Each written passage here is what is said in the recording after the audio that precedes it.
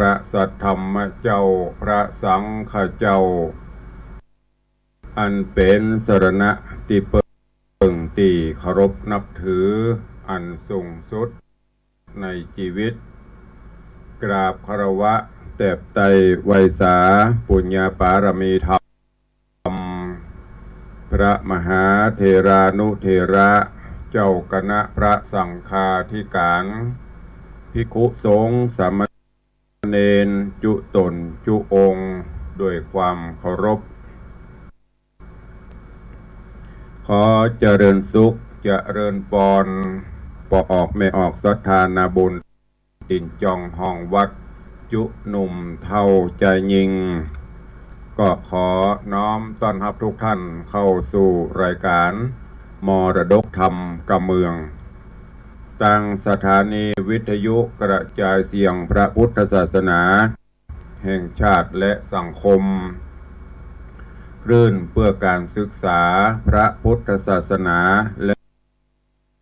กระจายเสียงจากสถานีวิทยุวัดฝ่ายหินตำบลสุเทพอำเภอเมืองจังหวัดเชียงใหม่สถานีวิทยุคลื่นพระพุทธศาสนาและจริยธรรมในความอุปถัมภ์ของมูลนิธิพระบรมธาตุเจ้าดอยสุเทพในระบบคลื่นความถี่ FM 96.0 เมกะเฮิรตซ์สถานีวิทยุวัดหนองกายตำบลสันปะยางอำเภอแม่แตงจังหวัดเชียงใหม่สถานีวิทยุบริการสาธารณะวิทยุ CM 77วิทยุอินเทอร์เน็ตล้านนาสถานีวิทยุพระพุทธศาสนาจังหวัดเชียงรายกระจายเสียงตีดอยม่อนจำปี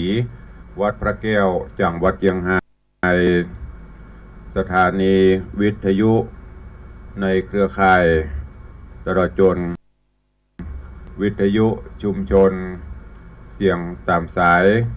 ห่อกระจายข่าวตามวัดวาอารามตามหมู่บ้านต่างๆที่ต่างปกเกปกแควนได้เปิดสัญญาณให้ญาติโยมทั้งหลายได้สดับรับฟังกันอยู่ในเวลานี้พร้อมกันนี้ขอยกมือ10 นิ้วกราบถวายการต้อนรับครูบาอาจารย์พระเจ้าพระสงฆ์องค์สามเณรจราจรสาธุชนญาติโยมที่ได้เข้ามาติดตามรับชมรับฟังกันอยู่ทางหน้าจอ Facebook ไลฟ์สดของสถานีมรดกธรรมทีวีคลายเครียดตลอดจนหน้าจอ Facebook ไลฟ์ของญาติโยมพุทธบริษัท FC เป็นรายการทุกท่านที่ได้เข้ามาแล้วก็ได้แชร์บุญกันเพื่อให้เพื่อนๆในกลุ่มได้สดับรับฟังเสียงธรรมะกันอย่างทั่วถึงรายการนี้ดำเนินโดยกล่าวกับผมอาตมภาพพระครูวิสิทธิ์ศรีลาภรณ์เจ้าคณะตำบลป่าแดดเจ้าอาวาสวัดวังสิงห์คำตำบลป่าแดดอำเภอเมืองเชียงใหม่จังหวัดเชียงใหม่เป็นผู้ดำเนินรายการน้อมนำเอาเสียงธรรมะแบบพื้นบ้านล้านนารักษาหีดหอยมรดกธรรมกำเมืองมาเทศนาให้ทุกท่านได้สดับรับฟังกันประการวันนี้โนบูยังมาแวะเวียนอยู่ตั้งห่างๆก็ตั้งแต่วันก่อนตลอดคืนตะวาตลอดวันตะคืนหมอกโปรยปลายเจ้านี้ก็ยังสุยๆก็แถมสักวัน2 วันเปิ้นก็คงจะต้องจากลาไปที่อื่นเนาะเปิ้นมาแวะมาเวียนบ่เวียนบ่ได้เนอะโอ้มาพรมน้ำมนต์ฮื้อกันบางก็ในช่วงนี้ก็เป็นกำลังใจให้กับญาติโยม ที่ประสบภาวะน้ำท่วมน้ำขังหลายที่หลายตังตั้งแต่ภาคเหนือยันไปเพียวปุ่นทะเลปุ่นเพียวทางใต้ก็บางที่ก็หนักบางที่ก็ปานกลางบางที่ก็เหมาะมาให้บดีก็ขอเป็นกำลังใจให้ทุกท่านเด้อเดี๋ยวเขาก็ฝ่าฟันกันไปมันมียั้งญาติโยมทั้งหลายที่จะมั่นคงมันก็เป็นเรื่องของธรรมชาติเหมือนดั่งชีวิตของคนเฮาเนี่ยมีภัยที่จะหนุ่มตลอดมันก็จะเปลี่ยนไปเกิดขึ้นตั้งอยู่ดับไปธรรมชาติก็เช่นเดียวกันมาแล้วก็ต้องไปในช่วงนี้เขาจะหันว่าโอ้ฟ้าฝนตกหนักหลายที่หลายตังแม้กระทั่งวัดวาอารามพระธาตุเจ้าเจดีย์อุ้มน้ำบ่ไหวก็พังทลายอย่างที่วัดศรีสุพรรณเนี่ยตลอดจนกำแพงเมืองน้ำมันนักลำไปอันนี้ก็เป็นธรรมะเด้อญาติโยมทั้งหลายยังเกิดตามน้อยลำไปก็บดีนักลำไปก็บดีหมอกมัชชิมาปฏิปทาดังที่พุทธองค์ได้สอนไว้การดำเนินชีวิตก็เช่นเดียวกันคือใจหลักสายกลางบัดตึงเกินไปใบย่อนเกินไปมัชชิมาปฏิปทาฉะนั้นวันนี้ก็ขอให้เป็นวันแห่งความสุขเนอะท่านที่ทุกข์ก็ขอหายทุกข์ท่านที่มีโรคภัยไข้เจ็บก็ขอให้มันลายหายไปขอให้ทุกท่านมีความสุขกายสุขใจเจริญวัยเจริญสุขเจริญมั่งเจริญมีเจริญสีกันอย่างทั่วถึงเนอะก็เข้าสู่หัวใจของรายการเห็นก่อนเนาะวังน้ำวังธรรมก่อนก็เดี๋ยวใต้รายการก็ก้อยมามาจามาตักตวายกันวันนี้ก็มาฟังกันต่อในเรื่องของจ้างเจ็ดหัวบัวปันกาบตีได้น้อมนำมาเทศนาให้ ทุกท่านได้รับฟังกันก็ผ่านไปมาถึงยังผูกทวนตีเจ็ดตะวานี้ผ่านไปละหนึ่งตอนวันนี้ก็ฟังตอนที่สองต่อไปเรื่องราวของจ้างเจ็ดหัวบัวปันกาบในตอนที่แล้วก็ลำดับลำดามาถึงอย่างที่โพธิสัตว์เจ้า ได้น้อมนำเอาจ้างน้อมนำเอาดอกบัวที่ป่อพญาพรหมทัตได้ใจคือไปเสาะไปหาโดยแต่แล้วก็คือเป็นการกลั่นแกล้งคือเปิ้นไปตายเอาดับหน้าเถอะแต่ว่าคนมีบุญตกน้ำก็บ่ไหลตกไฟก็ไหม้ดังคำโบราณเปิ้นว่าโดยเตจะพละบุญของเปิ้นบัดเดียวนี้ก็ได้นำเอาจ้างเจ็ดหัวดอกบัวปันกาบพร้อมกับเหล่าเสนาอมาตย์เสนาอมาตย์นี่ก็ไม่ใช่เป็นธรรมดาเนอะเป็นเสนายักษ์ตลอดจนบริวารตีเปิ้นมาอยู่ตัวเองตั้งแต่เป็นป่อพรานก็ดีตั้งแต่เป็นแม่ยิงที่ป่วยกายบัดนี้เขาเจ้าตั้งหลายเหล่านั้นก็โปนทุกขเวทนาก็โดยเดชะบุญกุศลก็ได้มาขออยู่อาศัยใต้ร่มบารมีใต้ร่มบรมโพธิสมภารเมื่อมาถึงที่เมืองของป่อพญาพรหมทัตปรากฏว่าเจ้าบ้านเจ้าจองได้หันตึงคนก็มีตึงยักษ์ก็หลายปดโตบุ่นวายก็เกิดความกลัวก็นำเรื่องราวนี้ ไปกราบทูลป่อพญาพรหมทัตว่าโอ้บัดนี้ละอ่อนที่ท่านเจ้าใจคือเขาไปเสาะหาดอกบัวไปเสาะหาจ้างเดี๋ยวนี้ปิกมาแล้วเนอะมาแล้วก็ไม่ใช่มาคนเดียวเนอะมีบริวารมากันหลายเป็นจ้างเป็นอย่างเป็นม้าเป็นขบวนใหญ่ก็เสนาอมาตย์ก็ต้านทานบ่ไหวก็ไปบอกฮื้อกับป่อพญาก็สั่งฮื้อตีกองห้องเป่าสัญญาณ รวมพลหมู่เสนาอำมาตย์ก็พ่องก็ได้ยินก็ฟังเอากรรมเอาอาวุธที่จะมีที่จะเสาะจะหาได้บางพ่องก็กลัวบักกล้าประสบบักกล้าสู้รบปากันหนีไปเรื่องราวของจ้างเจ็ดหัวบัวปันกาบจะเป็นจะใดจะเจริญปอนญาติโยมทั้งหลายได้ติดตามรับฟังในตอนที่2ของผูกที่7ณโอกาสบัดนี้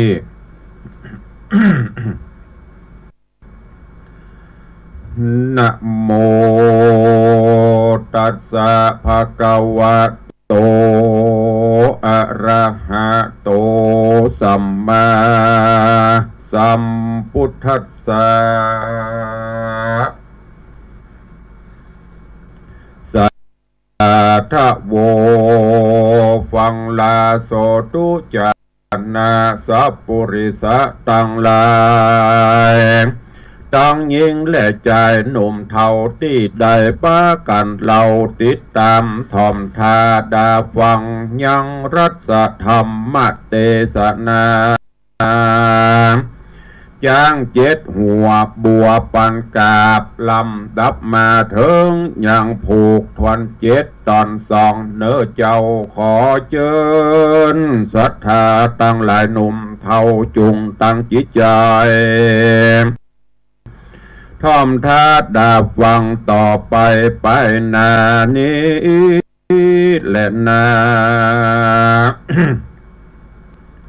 เมื่อนอนนาสีนาอำมาตย์ก็ปากันเรียวไว้รีบเฮาไปไว้ต้านเต้าปาลากราบทูลว่าข้าแด่มหาราชเจ้า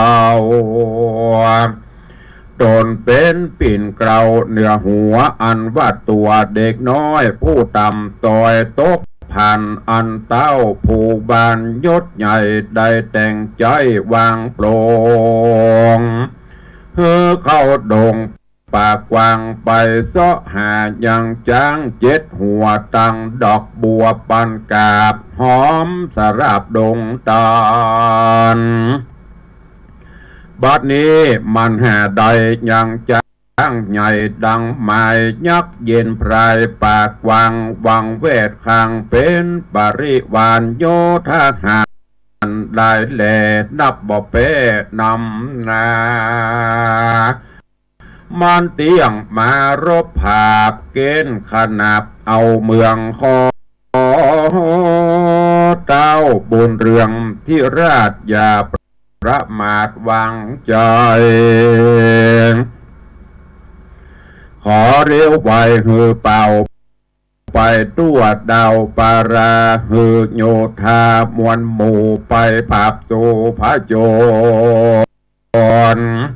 อย่าหือโปรนไพร่น้อยแห่งเด็กถอยอนาถาได้ยาตรามารอดถึงห้องยอดเวียงใจ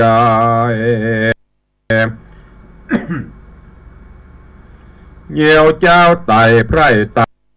จากฮ้อนไม่เครื่องขี้เจ้าปุรีโยดเย้าได้ยินข่าวเถิงหัวบอกเกิดดูสันทีเฮอแมนตี้ตามธรรมก็ไข่กำโป้งขาดเฮออำมาต่างตาตีสัญญาเป่าห้องไปตัวต้องเวียงใจฮือเศษนาในนาโยธาอันว่าโยธาหารตัวดาวฟังเสียงเป่าสัญญาเขาก็สังกาหลายหลากว่าศึกมาจากแดนใดเรือเวียงใจฮอ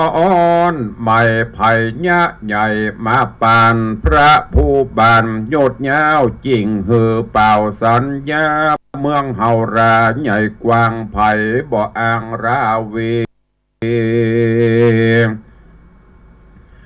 รีปนมีโกดลานบอกเกยการสงครามเข้าสนามภาพสู่บ่หอนหูถอยโหนอาจพระโจรภาพใดพับแผ่นไตจุมปูมอกศัตรูโอ้ต ต่างดาวจักมะนาวเอาเมืองบ่ยินเครื่องฮ้อนใหม่ย่อมภาพใดบัดเดียวบ่ฮือเตียวมาหอดถึงห้องยอดเบียงใจเสนาในใหญ่น้อยตั้งกล่าวถอยจอมการต่างก็เร็วปานถือดาบตั้งปืนกับศิลาหอกคมจาหน้าไม้อาหมอกใหญ่กงธนูพ้องไปจูคนเท่าขอเสกเป่ากระถามนตราแล้วได้ปากันนาควาดสัญญาจริงใครจะตันต่อกับเจ้าหนอบุญภายว่าโยธาหลายนันใสบ่หอนใดมาดีบ่มีไม้ตีชื่นโศกมาภาพหมู่เราราชแลนาโซอันว่าโยธาหนุ่มเทามีเศษนาเก้าเป็นประธานหันยักใจหันหยาบจ้ามาต่อตาพระโจรกินรีปนใหญ่หน่อยเสียงหลายร้อยเรียวไวเสนาในจุดาวใจสาตานเผาเววาย้อนยักษ์ขากระยาบมากันกาพอกินเลือดตกดินย้อยหยาดตังหมอกนาดปืนไฟยิงบอกใดย่อมแตกฟุ้งแล้วแหลกตันตาดาบคมจะปั่นบางหักบินบางตกไกลต่างมิใจไว้วันบ่ตั้งมันเรโรนรีบถอยโหนรีบถอยโหนสะลังเข้าไปกราบทูลเต้าพญาได้หูข่าวสัญญาต่างก็เวว่าไว้บันสตันสันจุคนโกดละหนอันใหญ่เกิดขึ้นควายราชธานีก็มีหันและนา สเปยักขาส่วนยักตั้งหลายหาดเห่ามารอดดาวเวียงใจพ้องก็เร็วไวเข้าไกลยูกำแปงใหญ่เร็วปานบางพ้องก็เอาตินยันยุออกยกประตูออกตันตากำแพงหนาสูงใหญ่ล้มลงใดบาดเดียวยักดงเขียวมวนหมู่เล่นเข้าสู่ไปในเจ้าสายใจบุญกวางก็ขี่จ้างตัวมาตั้งนั่งกันยาสาวน้อยงามซอย132คนหาบของมากเต้าตั้งพรันเท่าดงดานตั้งจ้างสารงากรรม2ตัวพร่ำตัวมาจุมโยธาหาดเฮาแห่งตั้นเต้าปราณสีหันยักษ์ดงรีมาไกลยิงปืนใส่เนืองนันพอเป็นควันมามุงลมปัดฟุ้งเป็นสายอามอกลายน้อยใหญ่แตกเสียงไข้ตันตายักษ์ดงนาบ่อจ้าเข้ากับกว่าเร็วปันพ่องเผาพันกำแข้งยกขึ้นแกว่งกวัดไกวแล้วซัดไปนอกตกข้างขอกอันนามีแขนขาหักขาดชีวิตกลาดวำวายคนยิ่งใจน้อยใหญ่แตกตื่นควายสะสนโกดละโหนเยือกยาวเกิดดาควายดาวเวียงใจเสนาในหลังพ่องอันกึดส่องตามธรรมละวางตำหอกดาบบอกเขาภาพแต่งฟันส่วนคนอาธรรมหาดเห่าตัวตามเต้าห่อใจ ย้อนเมใจมืดบอดบ่เกิดฮอดอบายบ่กวดตายหมบมูเข้าภาพโซพระโจรไล่จับยับใดหักคอกำแข้งยอยกขึ้นฟาดกับปืนดินดานโยทหารน้อยใหญ่ตายกองควายนำนาส่วนเสนาผู้เท่าอ่านเป็นเก้ารีบปนหันเสนาต้นใหญ่หน่อยกลากลาดกร้อยเหลือลายจิงรีบท้าวายก้มเกลาไว้เต้าเจ้าราชาว่าบัดนี้นายักษ์ใหญ่ดามารอดไกลห่อใจจะครบไปเมินเก็บบ่หอนแปดิเลย้อนยักษ์ดงรีพรายเพจจบแจ้งเป้ติบประมนกันจักผจญรบภาพกับยักษ์หยาบนั้นไปเสนาใดหน่อยใหญ่เตียงตายควายตั้งเมืองกวนเต้าบนเรืองอย่าจ้านำไพรฟ้าโยธาไปไขจ้าตันต่อขอเจ้าหนอบุญภายบอกฮือยักษ์พรายหาวหาดละเว้นขาดรายห้อนมองผ่านขอเจ้ากุมันนาภายโพดงดเว้นโตดเดิมอ่อนเต้าผู้ถอนพรหมมาตัดราชฟังโอกาสใครจะ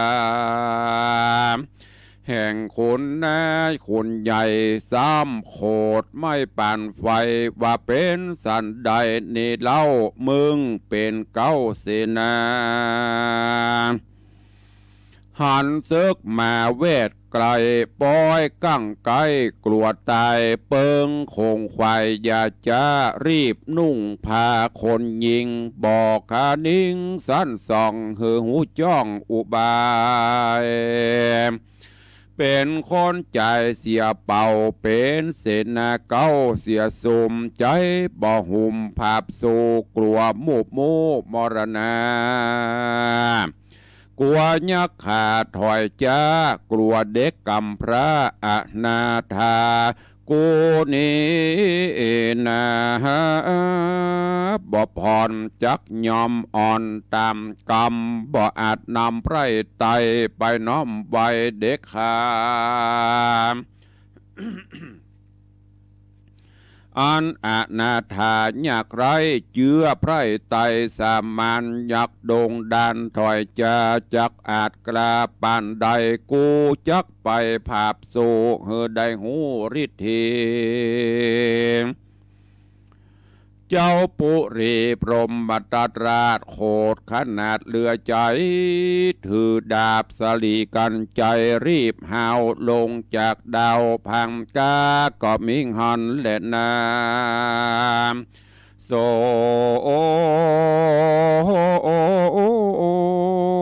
ราชาส่วนพญาพรหมตราชใจห้าวหาดปานไฟขี่จ้างใจตัวกระออกก่อนนาบาดเดียวใส่จ้างเรียวไปหอดตีเจ้ายอดบุญมีจ้างตัวดีอาจกลางแห่งเจ้าฟ้าใจหานหันจ้างสานพาเสดงามลำเลิศเจ็ดหัวจะลวดยินกลัวตัวสันบอดตั้งมันเรรนพัดเววนลืมเล่าแล้วคุกเข่านิมสาวแม่นกวานเอาคอใหญ่ ซับลงใส่กลางหัวบดดิ้งตัวไว้วันนิมอยู่หันสันดียักษ์ดงรีป่าเศร้าหันเต้าเจ้าเสด็จมาก็วางลารบภาพบอกขนาพระโจรรีบถอยหนมาเฝ้ายังตนเจ้ากุมาร เต้าผู้บานพรหมมาตัดราดหันยักหาวหาดพงพายยินกว่าตายหลายหลากแสงออกปากจากแข่งวัดดูโหราเด็กใจแดงอ่อนหน่อยผู้จะถอยอนาถากูนี่นาเป็นนาตานั่งภาพดาวหอกคำได้ครับจำมึงกว่าเข้าสู่ป่าดงนาเพื่อสะแหวงหายังจ้างตัวเอกอ่างเจ็ดหัวตังดอกบัวปันกาบหอมสราบเลือนลายมึงคงควายเสาะได้หามาได้ตามกามสังบอดนำมาไว้ท้าไว้เต้าไทยตนกูบอกกึดดูหือควายตามดังใดปฏิญญาณปล่อยนำโยธามาอากเต้าตั้งยักป่าเศร้าโด่งดันอันใจหันกระยาบมารบภาพพระโจรข้ารีปนกูเต้าล้มตายเต้ากองกันมึงจุงปัญญาจ้าบอกยักกระดงรีอย่าราวิภาพสู่ข้ายังมูริปนเฮือดอยโหนขึ้นสู่ยังตีอยู่ดงไพรแล้วเรียวไวถวายจางตัวเอกอังเจียงคันกันรอนานเนิ่นไว้บ่ต้อยตามไต่ตามกรรมกูจักนำไปฆ่าฮือความนาวัมวายจังเด็กใจพูดน้องให้ร่ำร้องกองหาบัดนี้นากูไทยก็หือมัดไว้ดาฟานเตียงดับขันตังกู้บอกข้างอยู่คนนาใดการเรียวใบถวายจ้างดังกูอ้างไข่จา กูนี่นาจักโพดหือป้นโตดต่างตายและนาหนอพุทธายอดซอยก็ตอบถอยกำไปว่าเจ้าหอใจยศใหญ่บ่ตวยไตตามธรรมได้ครับจำหือตัวข้าเข้าสู่ป่าดงนาฮือสะแหวงหายังจ้างตัวเอกอ่างเจ็ดหัวตังดอกบัวปันกาบหอมสราบดงตาลพัด7 วันเป็นมันล้ำกว่านั้นเป็นตายข้าคงควายเสาะไซหามาได้ตามกำลัดดงดำมาหอดได้ยังจอดเศร้าสาแดนสีมาข้างขอกจนบดนอกเวียงใจคะนิ่งหน่อยดันสอดว่าวันผู้รอดยามไงจักพันภายรีบเฮาเข้าสู่ดาวปุรีถวายได้จ้างดี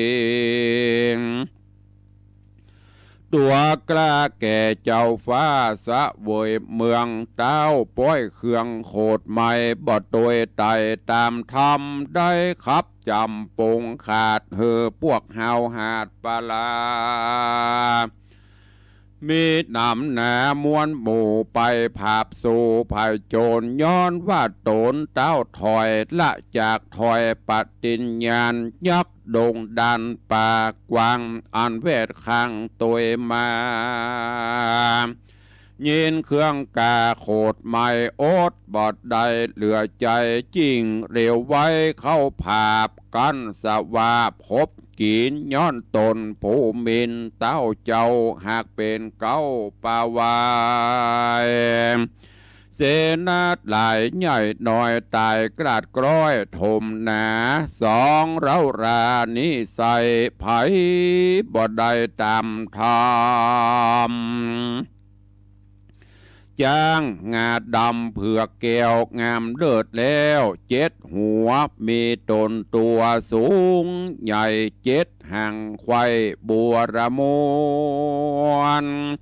เป็น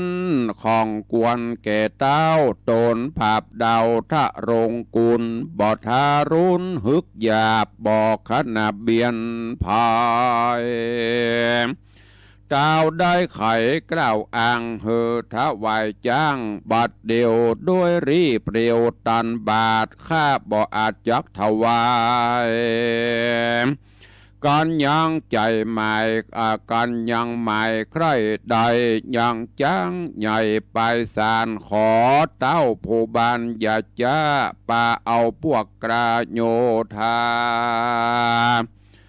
มีนำนาน้อยใหญ่มาน้อมไว้ยังเฮาจักเอายังจ้างตัวเอกอังวางปันหรือเจ้าหอจันโคดไม่บ่น้อมไว้ตามกามจูงรีบนำพวกน้อยอันใจถอยสามัญตั้งโยทหารมวลหมู่มาภาพสู่จริงเอาแดดเตอะตังสุตัวราชาส่วนพญาพรหมตัดราชฟังถวยวาดกำจาแห่งนอพุทธาบุญใหญ่ยินโคตรไม่เหลือใจใครกำไปห้องด่าบาดูราเด็กถอยจ้าอนาถาสันใดจานิโสดมึงไร้โหดเลือลายได้จ้างไปผาเสดงามลำเลิศเจ็ดหัวย้อนว่าตัวกูไทยหากแต่งใจจำไปได้จ้างใจมากไกลป้อยกราดแกล้วเสียกรรมมาแนะนำอวดกราดเตี้ยงความหน้าบัดเดียวกันจะเลี้ยวเสียงขาดเต้าห้าวหาดป่าฮาอาลาก็บอกเสนามวลหมู่ว่าสูอย่าได้อยู่นานไปจุงเรียวไว้อย่าจ้าไปลาบซาฟันแตง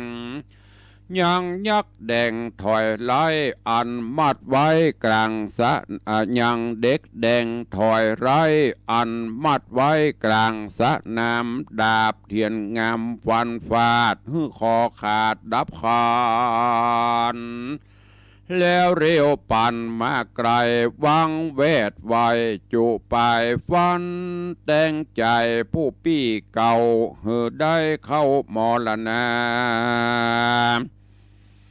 โจมเศษนาใจหยาบบ่หูบาปและบุญบ่หูกุลและโทษฟังเต้าโหดไข่ปันก่อป้ากันโหสาวเล่นฟังเฝ้าไปปา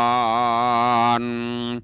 เพื่อไปฟันลาบสาอย่างเจ้านอลาอินทนะกุมารยักษ์ใจหันอาจกราแล่นจอมกว่าตัวไปการคนใดบอกไว้จับยับใดหักคอกำแข้งยอยกขึ้นฟาดกับปืนธรณีโยธามีใหญ่น้อยตายกราดกร้อยเดือลายบางพ้องก็กลัวตายเล่นกว่าเอาไปหน้าเป็นไป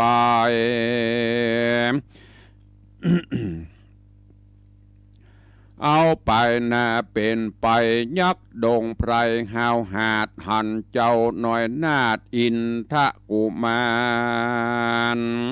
อันเศษนาหานมัดไว้เก้ออกใดบัดเดียวป่ามาเร็วบ่จ้าเฮอเจ้านอดลาบุญมียักดงรีบ่จาเข้ากาบกว่าพระจนยังรีปนน้อยใหญ่อันอยู่ไกลกองตาผู้รักษาแวดฟ้าเอา ยังเต้าเจ้าปาลานาสี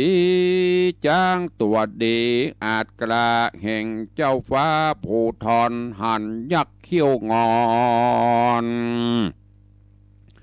สูงใหญ่เต้นมาไกลเร็วไวลวดมีใจสะดุงสติฟุ้งกวดตายสันระสายแกนกั้งเล่นห่างตั้งนีไปย่ำเสนา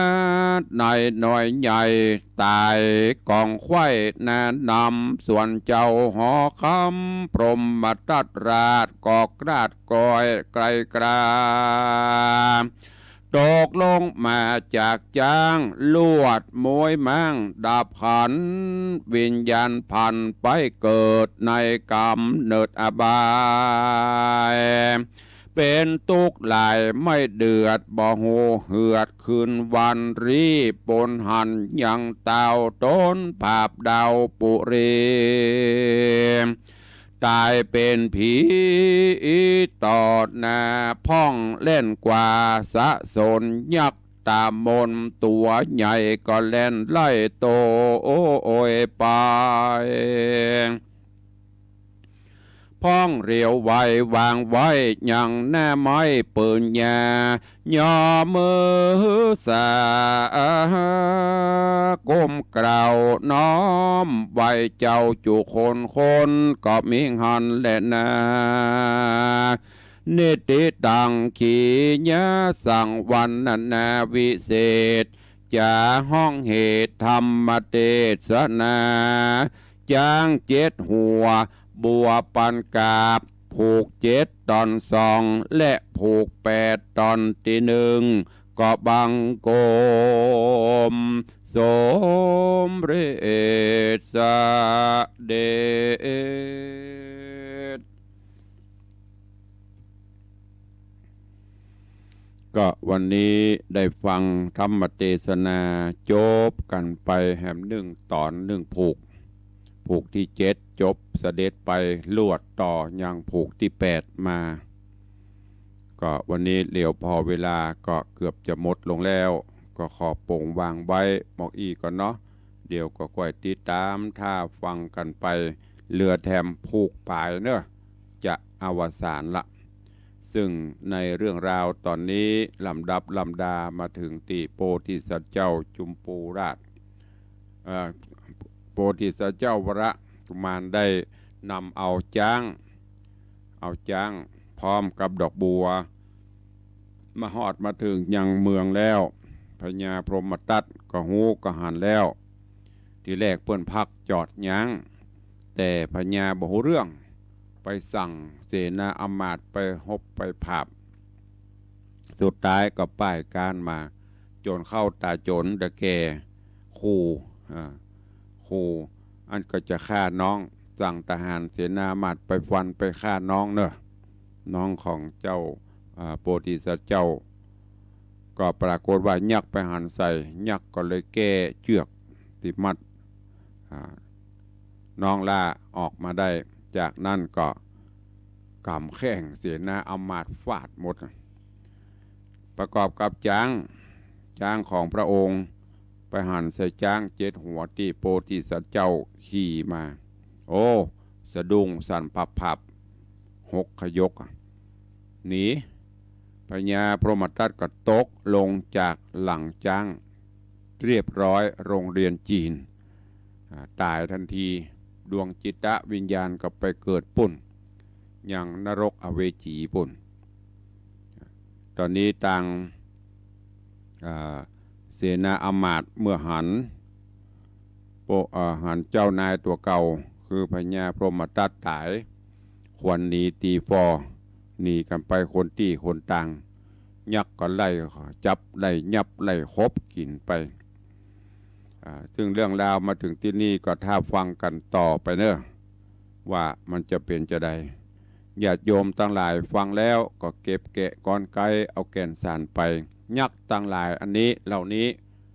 คือไอ้อย่างญาติโยมตั้งหลายก็คือกิเลสตัณหานั่นน่ะถึงวันเนี่ยมันไล่คบไล่ตอนหมู่เฮาตั้งหลายคือมีเป็นไปต่างๆก็เพราะกิเลส ตัณหามันปาไปตัณหาตาหันตาหันก็เกิดตัณหาอยากได้อยากมีอยากเป็นนั่นเป็นนี้เมื่อบัดได้ก็ไขว่คว้าหาเอาสปะสปันดิ้นรนกันไปตราบใดที่จิตใจเฮาสุขบานบันใจมีธรรมะหูจักปลดโปร่งปล่อยวางตราบนั้นเฮาก็จะมีความสุขนั่นก็ฝากเป็นข้อคิดกับญาติโยมทั้งหลายเนอะฟังแล้วนำไปคิดพิจารณาอดถ้าฟังไปแหมผูกปายก็จะอวสานแล้วก่อนที่จะได้ไปฟังข่าวสารอย่างต่างๆนั่นก็ขออนุญาตตักไว้อย่างครูบาอาจารย์ญาติโยมศรัทธาที่ได้เข้ามาติดตามรับชมรับฟังกันตูต่างหน้าจอ Facebook ไลฟ์ในตอนนี้เจ้านี้ก็คงจะมีกันหลวงหลายเข้ามาเป็นกำลังใจเนาะก็ขอบคุณอนุโมทนาบุญกับคุณโยมชนจันทร์ซอนคำเด้อที่ได้เข้ามาชมคุณโยมสลินทิพย์บุญเลิศนอกจากนั้นก็มีคุณโยมสุมาลีพูดงามได้เข้ามาแล้วก็มีโยมสุพัฒน์ปิงพยอมเปลี่ยนภาษาอังกฤษนะมันดักจือคือธรรมะตะเป๋แม่นหมดเนอะโยมแม่ละอองแก้วชุ่มใจน้อมใบสาเจ้าสาธุเจริญปอนโยมพี่หมอมัทนาอัมพันธ์เนอะโยมพี่หมอมัทนาอัมพันธ์กราบไหว้สาหลวงพ่อท่านพระครูเจ้าสาธุเจริญปอนโยมประพักผักสดเจริญปอนโยมแม่ปราณีพยัคฆ์ไคหพลหนองแต้นกราบสาธุท่านเจ้าสาธุอนุโมทนาเจริญปอนโยมแม่ด้วยเนอะเจริญปอนโยมแก้วรอดสการเจริญปอนโยมเกษินีชัยเทพไวสาเจ้าเจริญน้อมไวสาหลวงพ่อท่านพระครูสถิตเจติยรักษ์ท่านเจ้าอาวาสวัดเจดีย์แม่ครัวกับไวสาครับผมเจริญปอนยายเพลินเพื่อนเกษตรกราบไวสาเจ้าสาธุเจริญปอนโยมแม่จันดีวิสุทธินันเจดีย์แม่ครัวเจริญปอนโยมสุรัตน์เสาคำโยมตู่วิเวกวรรณารามเจริญปอนคุณโยมทองคำทิวงคำเนอะเจริญปอนโยมแม่ดาวันคำวังโยมพี่อัญชลีคำกิติเจริญปอนยายเพลินเปื้อนเกษตรโดยสิวสันกระแปงอันนี้เป็นญาติธรรมที่กำลังอยู่นั่งหน้าจอติดตามรับชมรับฟังกันตั้งหน้าจอเฟซบุ๊กไลฟ์สดของวัดวังสิงคำอยู่ในเวลานี้ขอบคุณทุกท่านเนอะก็เดี๋ยวเราจะไปตักไปตวายพี่น้องที่ฟังต่างสถานีวิทยุอยู่ก่อนที่จะไปตักไปตวายต่างสถานีวิทยุก็ขอแจ้งข่าวสารงานต่างๆเนอะวันนี้ที่วัดกู่เต้าวนารามก็มีงานทำบุญครบรอบอายุวัฒนมงคล73 ปีของท่านครูบาจันทรังสีหรือพระครูประภัตธรรมรังสีเจ้าคณะตำบลศรีภูมิเขต 5เจ้าอาวาสวัดกู่เต้าเนอะที่วัดสวนดอกพระอารามหลวงก็จะมีงานทำบุญตาลกล้วยสลากหรือว่าตาลสลากกระพัดพี่น้องญาติโยมที่จะไปห่วมกินห่วมตาลก็เจริญปอนเรียนเจิญได้เนอะวันนี้ นี่มีข่าวที่พอจะทราบเนอะความจริงมีหลายวัดหลายวาที่เพิ่นมีกิจกรรมมีงานกันในส่วนของต่างสถานีวิทยุก็น้อมเอิญเชิญชวนญาติโยมในวันที่29 ตุลาคมนี้เดือเวลาแถม20 กว่าวันก็จะเป็นวันทำบุญทอดกฐินในเมตตาของต่างมหาวิทยาลัยเชียงใหม่ทุกคณะก็จะได้นำองค์กฐินไปทอดถวายที่วัดฝ่ายหิน นอกจากนั้นของเฮาเจ้าค่า FC แฟนรายการที่ฟังทุกท่านต่างสถานีเนอะก็จะไปลืมใครจะร่วมโมทนาบุญกฐินของวัดฝ่ายหินก็เจริญปอนเรียนเจิญครั้งนี้ก็เพื่อเป็นการบำรุงสถานีบำรุงกันน้ำกับไฟกระจายจ่ายดังตีตุลุงได้บอกไปเฮาได้ยินกันเจียวบอกว่าสถานีใดทุกสถานีก็ต้องมีค่าใช้จ่ายทั้งนี้ก็เพื่อให้ความสุขกายสุขใจกับญาติโยมศรัทธาท่านทั้งหลายได้ฟังแล้วก็ควรที่จะช่วยกันเนอะบำรุงสนับสนุน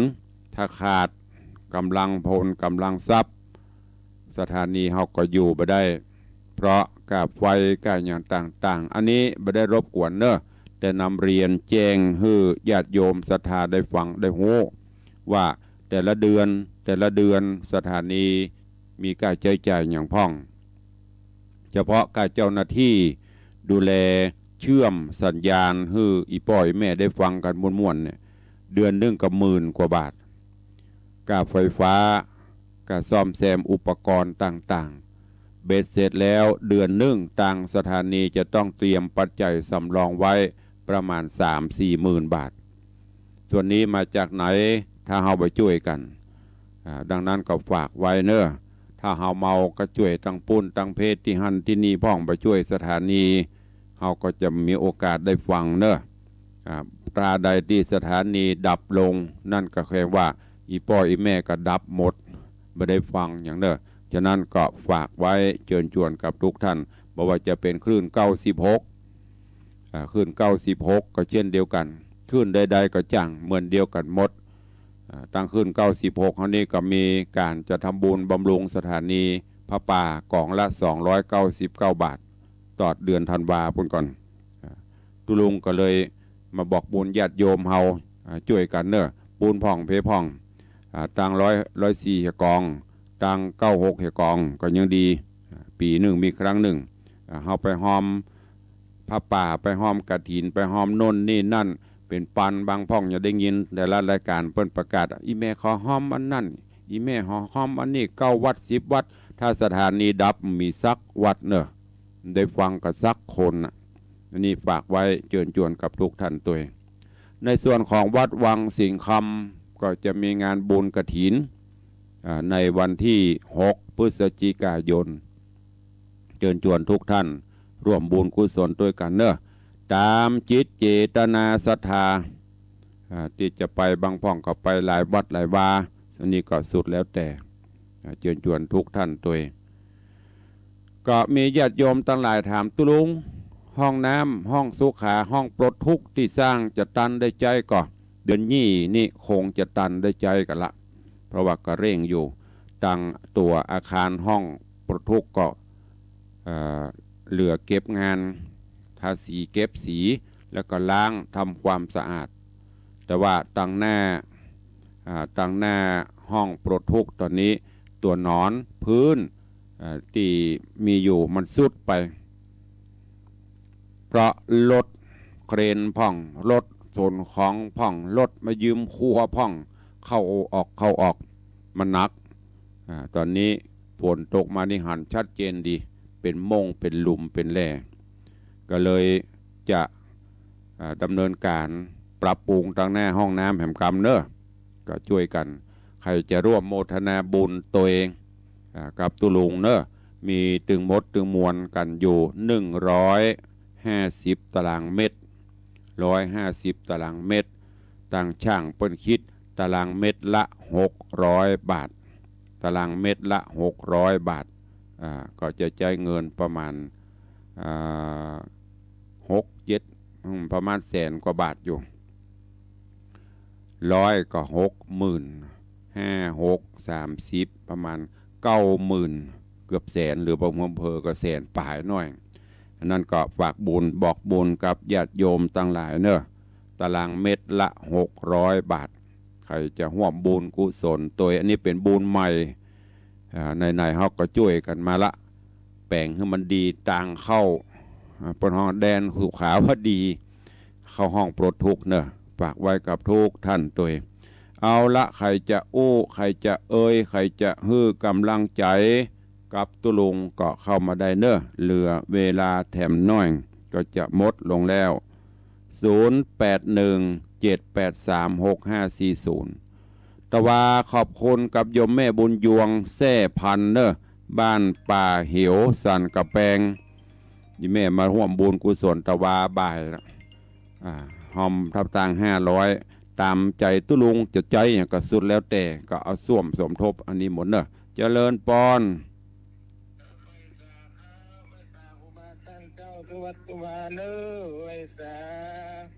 สัตว์ สินนักบุญเลิศสัตว์ไม่แต่อันนี้โทรศัพท์มันจะชาร์จไฟบ่เข้าแบตปฏิได้บอกโอ้เนื้อเข้าไปแห้งกันก็ว่าอันนี้มันมีอันอย่างอันมันมีลายมันมีชื่อกูแต่ชื่อขึ้นมาเหอะอันนี้ของไผ่อัน50 เมตรเด้อครับไว้สาครับ โอ้โมตนาสาธุแบ่งเบาภาระสาธุขอบคุณอนุโมทนาพ่อเลี้ยงแม่เลี้ยงเด้อสาธุขอบคุณกับโยมพ่อเลี้ยงแต่แตะเนอโอ้อนุโมทนาที่จะเทคอนกรีตพิมพ์ลายมีประมาณ100 กว่าเม็ดตอนนี้ก็เมตตาธรรมของโยมมหารัตนอุบาสกมหารัตนอุบาสิกาโยมปเลี้ยงธนวัฒน์โยมแม่เลี้ยงทัดพิชาสุสิงคำร่วมเป็นเจ้าภาพไป50 ตารางเมตรปฐมฤกษ์เบิกฟ้า50 ตารางเมตรละ600ก็เป็นเงินอยู่30,000กันเนาะ5630แม่นแล้วกันเนาะคิดผิดก็คิดได้ก็เดี๋ยวก็คิดไม่มีปัญหาสำหรับพ่อเลี้ยงใครจะร่วมโมทนาบุญตัวเนอะอันนี้บุญใหม่บุญใหญ่เพิ่งเปิดบุญในวันนี้ก็สุดแล้วแต่หรือบ่าวเป็นเม็ดตุลุงอีแม่ใครหอมตัว50 บาทก็ได้100ก็ดีถ้ามีนักก็ฮับหมดเลยสมโมทนาสาธุเพราะว่าพอไปพอมาก็อย่างที่พ่อเลี้ยงบอกว่าตึงหลับนอนเนาะเมาห้องน้ำก็เอาให้คืดได้สร้างอันไหนมันดีก็แปลงเพื่อมันดีที่สุดปฏิปทาคติของตุลุงเวลาทำก็ทำให้ดีที่สุดถ้าไม่ทำก็คือไม่ทำฝากประตังโยมพลอยโยมพิมพ์โยมแม่แสงโปนตังเจียงหายตัวเด้อ ตังแม่สายเชิญชวนญาติธรรมเนอะร่วมสร้างร่วมปรับปรุงปรับพื้นหน้าห้องปลดทุกข์ที่เราสร้างช่วยกันนะเดี๋ยวต่างๆที่จะเตียวเข้ามันเป็นหลุมเป็นม่งต่างที่จะไปแดนสุขาวดีไอ้นางที่ไหนสุขาวดีลุงก็ห้องปลดทุกข์ก็เดียวอันเดียวกันนะเวลามันได้ออกไปปลดเอาไปโอ้โหมันโล่งสบายมันอยู่ในแดนสุขาวดีนะปลดทุกข์ปลดโศกหมดโรคหมดภัยใครจะห่วมบุญกึศใจได้ค่อยใจตันก็เจิญเนอะอนุโมทนาร่วมกันวันนี้พ่อเลี้ยงมาเป็นเกาเป็นไม่ใช่เป็นเกามันปวดเป็นประธานนำร่องจำนวน50 เม็ดนอกเหนือจากนั้นแถมประมาณ100 เม็ด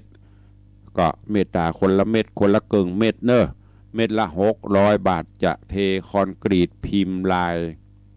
เพื่อความแข็งแรงติวเข้าห้องทุกขาก็จะสะดวกสบายฝากไว้กับทุกท่านเนอะใครจะร่วมโมทนาบุญโยมแม่เพชรตัวหลายๆท่านที่เข้ามานี่นะฝากไว้ตัวเด้อหลวงพ่อท่านพระครูสถิตเจติยลักษณ์ตัวห้องน้ำเปิ่นก็งามนะห้องเฮาก็สร้างไล่ๆกันเปิ่นก็ยังแล้วตัวเด้อแต่เปียะเจดีเงินปอใส่ล้อลากเล่นอย่าบอกให้แม่จันดีแม่โอ้วัดเจดีพ่อเปิ่นเจดีเงินปอใส่ล้อลากเล่น อันนี้เสียวเล่นบ่ได้เนอะข้ออันอย่างมีกับพ่อเลี้ยงคนเดียวด้วยกันเนี่ยถึงวันเนี่ยสู่เจ้าทั้งหลายตึ้งฟังกันละกันไปไหนกันหมด ดักปิ้งเวียนวอยเนี่ยโอ้จะได้ปลำปลาเหลือ เจริญปอน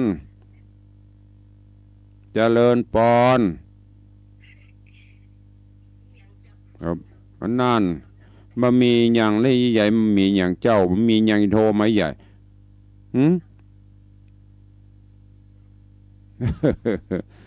เพิ่นรับสายมีอย่างเจ้าอ่ะนั่นเด็กหญิงจันทร์คำแสงบุญ อ้าวเข้ามา0817836540เจริญปอน เจ้าฟังอยู่จังหวัดเจ้า ก็ฮัดโทยพ่องกับฟังตึงวันน่ะ เขาแบบตามเปิ่น เออว่าไปเลยจะมีไผ่โทนี่ มีกระปอเลี้ยงตึงวันนี่ นั่นนะเดียเตดเฮือปอเลี้ยงฟัง2คนบ้านนี่สู่เจ้าถ้าฟังเนอะกันนี้อย่าเตดกันนี้อย่าเตดเฮือปอเลี้ยงฟังก็ปอเลี้ยงเตดโทรศัพท์ก็ได้ก็ได้จะโทรหาบ่ได้ยังป้อมันโทรอ่ะฟังก็โทรเพื่อกำลังใจกันพ้องดักปิ้งวินบอยมันไปมีกำลังใจจะได้ เอาเจริญปอน ลุงแม่แกสอนหอม300เนอะ แม่เกสรเดี๋ยวก่อนยังก็นามสกุลลืมไปแล้วฮะ ใช้วุฒิเจ้า เด็กหญิงเกสรชัยวุฒิ300 มีตัว2 คน 2 คนคน150เนาะ เจ้า ปอนั่งอยู่ กำลังทรัพย์ สาธุ ถ้าโอนตังไปจะโทรบ้อมกำเด้อ สาธุอนุโมทนาแม่เนอสาธุตุลุงอุดแต่พ่องเล่นพ่องจะเนี่ยเด้อไผไปถือไปตือพอยังแม่เกสรหมดทีนี้พอตุลุงนี่สวก เดี๋ยวนี้หูจ่วยละมาสวก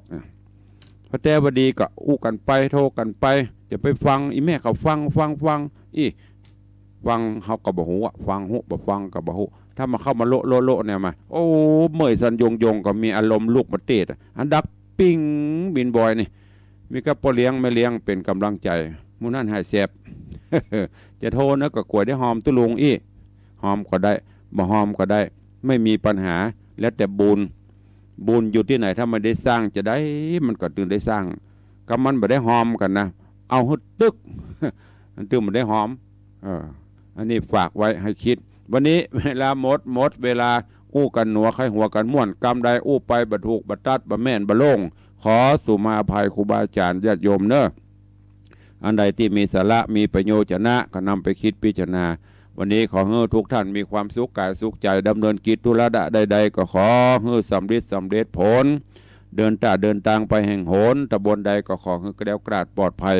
คุณพระรัตนตรัยคุ้มของเนอะอยู่ดีมีสุขเหมือนกันจุตนจุองค์จุผู้จุคนจัตตารโอธรรมาวัตันติอายุวันโนสุข